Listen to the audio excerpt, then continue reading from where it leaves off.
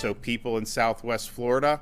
this is going to likely make landfall. Funuba n'a tɔgɔ ye ko Ian n'a bɛ ka fiɲɛba wuli min bɛ se ka tiɲɛli caman kɛ ji kɛrɛfɛ daw la i n'a fɔ Bonita Beach ka bɔ Naples ka taa Sarasota yɔrɔw la olu ma sirannen don kosɛbɛ a bɛ taa mɔgɔ miliyɔn 2 ni tilala mun bɛ ka wuli ka b'u sigiyɔrɔw la fiɲɛw ni sanjiw y'a daminɛ funufununba nin kɛlen ka Cuba tilebiyanfan gosi min ye yelen tigɛ yɔrɔ bɛɛ la Tampa, St PETERSBURG ani Key tilebiyanfan samakulu jigiyɔrɔ datuguna ka fara ɲɛnajɛ kɛnɛbaw kan i n'a fɔ Disney World ani Sea World n'o bɛ Orlando dugu la Tele Pinar n'o ye gouvernement ka teleso ye y'a fɔ ko tiɲɛli caman de kɛra Pinal del Rio dɔgɔtɔrɔsoba la u ye ja dɔw bila bɔlɔlɔ kan min na i bɛ so bili kɔrɔw ani jiri binnen buruburu caman ye. I just spoke this morning with the areas that are likely to be hit. The mayors of Tampa. Mɔgɔ dɔw bɔra nin yɔrɔ nin na u sen na dɔw yera u denw b'u bolo k'a sɔrɔ bisu bɛ ka mɔgɔw ta ka bɔ yen dɔw fɛnɛ ko olu tɛ wuli ka bɔ u sigiyɔrɔ la k'u bɛ t'u ka so tilenw kɔnɔ nin ye masiba de ye Yusumi Palacio n'o ye Pinal del Rio sigida den dɔ ye ye nin fɔ a ka so karilen kɔnɔ nka an bɛ ɲɛnamaya la yan n bɛ min ɲini Cuba Revolution fɛ o ye k'an dɛmɛ k'an ka so safela dilan o ni ka dilan diyan.